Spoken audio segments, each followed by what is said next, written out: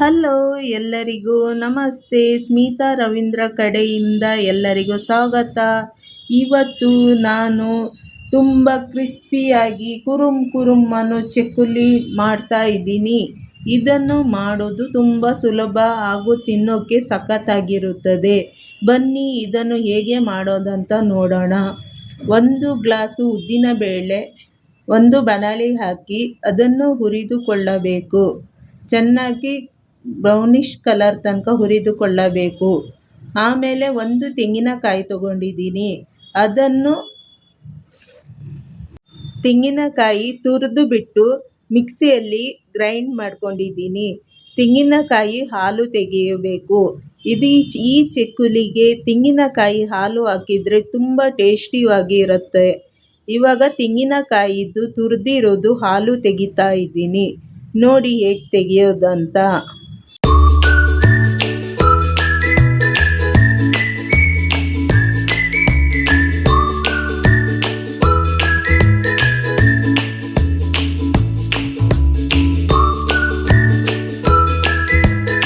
ತೆಂಗಿನಕಾಯಿ ಹಾಲು ತೆಗೆದು ಸೈಡಿಗೆ ಇಟ್ಕೊಂಡಿದ್ದೀನಿ.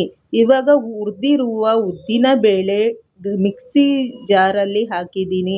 ಮಿಕ್ಸಿ ಜಾರಲ್ಲಿ ಅದು ಗ್ರೈಂಡ್ ಆಗಿ ಪೌಡರ್ ಆಗಬೇಕು. ಆ ನಂತರ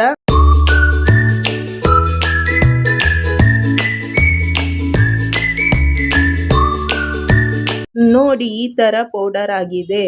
ಇವಾಗ ಇದನ್ನು 1 kg ಅಕ್ಕಿ ಹಿಟ್ಟು ತಗೊಂಡಿದ್ದೀನಿ. ಇವಾಗ ಒಂದು ಬಾಣಲೆಯಲ್ಲಿ ತೆಂಗಿನಕಾಯಿ ಹಾಲು, ಉದ್ದಿನಬೇಳೆ ಪೌಡರು, 1 kg ಅಕ್ಕಿ ಹಿಟ್ಟು ಮಿಕ್ಸ್ ಮಾಡಬೇಕು.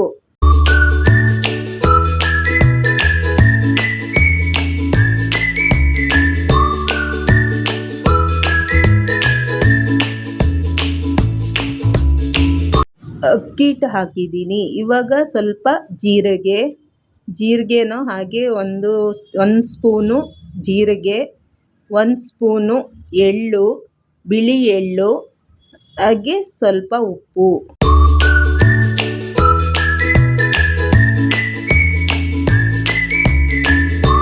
ರುಚಿಗೆ ತಕ್ಕಷ್ಟು ಉಪ್ಪು. ಆಮೇಲೆ chilli powder 2 spoon chilli powder ಹಾಕಿದ್ದೀನಿ. ಇವಾಗ ಅದನ್ನು ಚೆನ್ನಾಗಿ ಮಿಕ್ಸ್ ಮಾಡಬೇಕು. ಇವಾಗ ನಾನು ಏನು ಮಾಡ್ತಿದ್ದೀನಿ, ಫಸ್ಟೇ ತೆಂಗಿನಕಾಯಿಯು ಹಾಲು ತೆಗೆದು ಇಟ್ಟಿದ್ದೀನಲ್ಲ, ಅದು 2 ಗ್ಲಾಸು ತನಕ ಇದೆ. ಅದ ನಂತರ ಇದನ್ನು ಎಲ್ಲ ಹಾಕ್ಕೊಂಡು ಮಿಕ್ಸ್ ಮಾಡ್ತಾ ಇದ್ದೀನಿ. ಚೆನ್ನಾಗಿ ಮಿಕ್ಸ್ ಮಾಡಬೇಕು ಇದನ್ನು.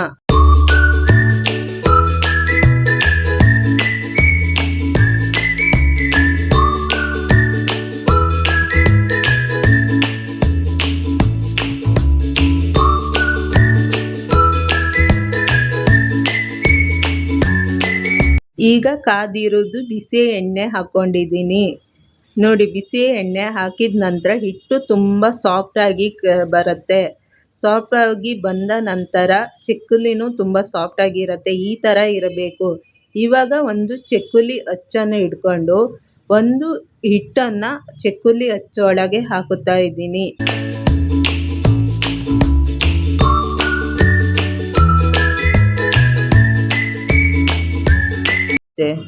ಚಕ್ಕುಲಿ ಹಾಗೆ ಒಂದೊಂದನ್ನೇ ಬಿಡಿ.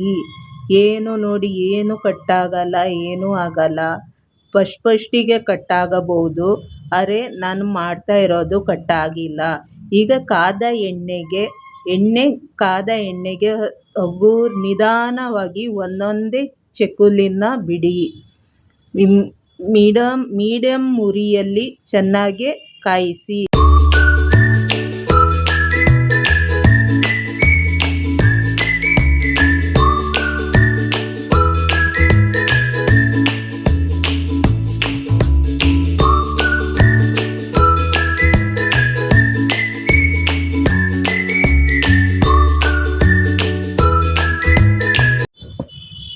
ಎರಡು ಕಡೆಯಿಂದ ಚೆನ್ನಾಗಿ ಕಾಯಿಸಿ. ನೋಡಿ ನಾನು ಹೇಗೆ ಕಾಯಿಸ್ತಾ ಇದ್ದೀನಿ. ಮೀಡಿಯಮ್ ಉರಿಯಲ್ಲೇ ಇರಬೇಕು. ಜೋರಾಗಿ ಇಡಬೇಡಿ ಎಣ್ಣೆನ.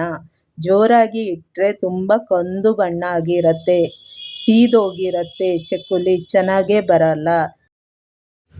ನೋಡಿದ್ರಲ್ಲ ನಾನು ಎಷ್ಟು ಸುಲಭವಾಗಿ ಕ್ರಿಸ್ಪಿಯಾಗಿ ಚೆನ್ನಾಗಿ ಕುರುಮ್ ಕುರುಮ್ ಚಕ್ಕುಲಿ ಮಾಡಿದ್ದೀನಿ. ನೀವು ಒಂದ್ಸತಿ ಮಾಡಿ ಟ್ರೈ ಮಾಡಿ. ಆಯಿತು, ನನ್ನ ಚಾನಲಿಗೆ ಲೈಕ್ ಮಾಡಿ, ಸಬ್ಸ್ಕ್ರೈಬ್